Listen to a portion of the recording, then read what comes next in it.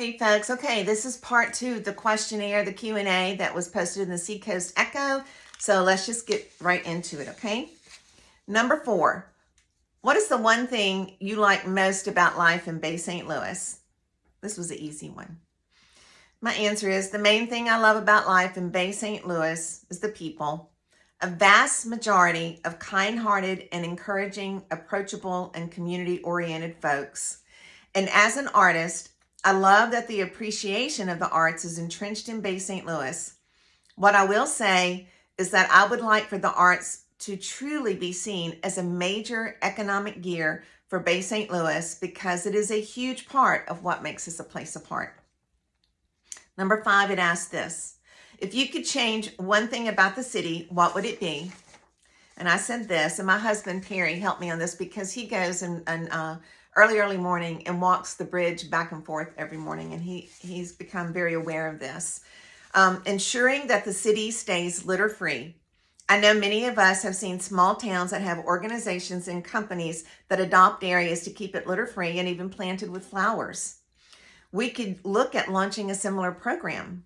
Also, we need to have the grass consistently mowed to make the best first impression. I am happy to see that just like this week that areas are starting to be like manicured and mowed better. So that's good.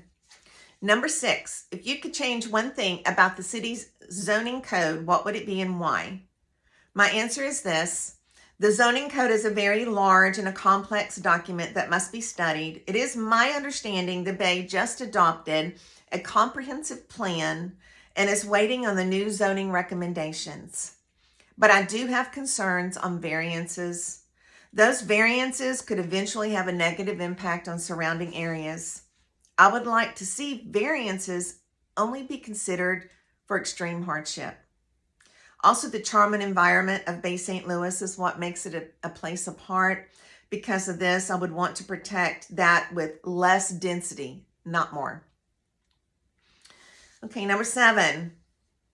If elected, what 3 steps would you like to take to put our city on a firmer financial footing? Okay, folks, I really need you to tune in because a lot of y'all don't know what I'm about to say. And I know my people I've chatted with, when I relay this information to them, they're kind of slack-jawed, okay? I would like to see us follow the blueprint of past Christian in regards to payment for their city attorney. I have called twice to double-check their process, and they pay their city attorney $125 per hour with no retainer fee.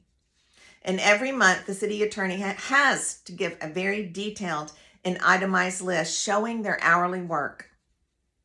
The Bay St. Louis plan is that Butler Snow receives a $10,800 monthly retainer every month, regardless, and receives a rate of $200 to $225 an hour. And from what I can see, and from what has been discussed in past council meetings, and then I put in parentheses, unless this component has been changed, there is no detailed, itemized list per month of the work that is done.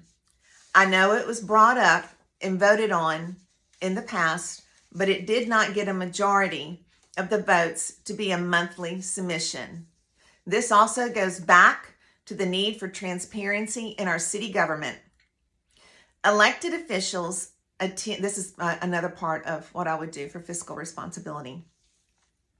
Elected officials can attend the Mississippi Municipal League Convention that's going to be held in Biloxi. And while this is an honor to attend and to learn, I do not think the taxpayers should be paying for the elected officials' hotel rooms or any other part of their stay, because this is voluntary, okay? The officials are given a monthly stipend. Expenses like a hotel room at a convention should come out of that stipend and not be billed to the taxpayers on top of the stipend that the officials are already receiving, every month. Okay, the next part. Another thing is to be very prudent about our big ticket items.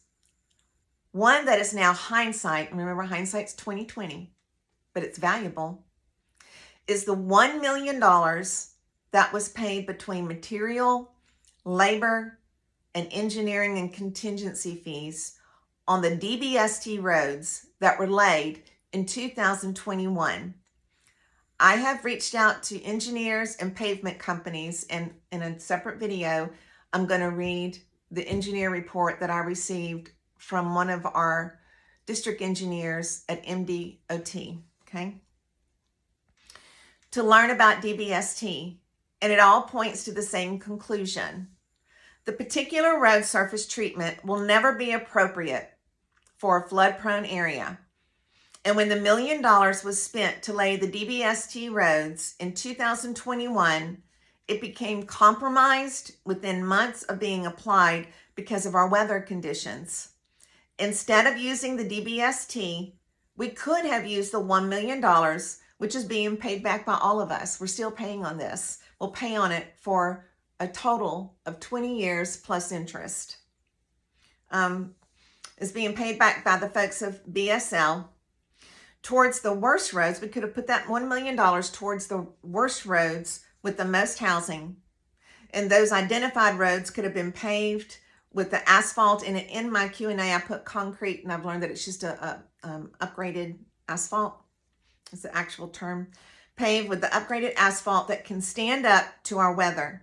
Then the remaining roads would be paved with a sustainable asphalt as we had funds to address them. So basically, the other roads would be pay as you go. And I know that there's other roads out there that they're still nice graded little gravel roads. Those would have been sufficient until we had the money to put in a road that these folks could count on and it wouldn't fall apart in a couple of months.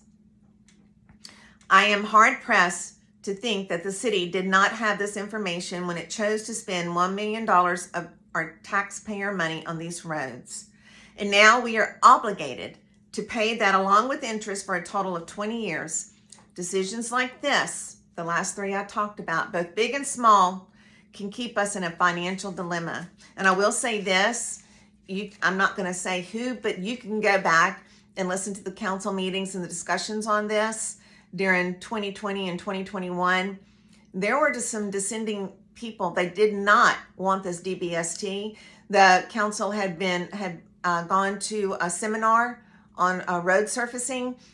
This particular person knew that DBST was not going to be substantial or be sustainable, and they were adamant not to have it. And I appreciate that person because they saw the handwriting on the wall that this was going to be $1 million down the tubes plus interest. Okay.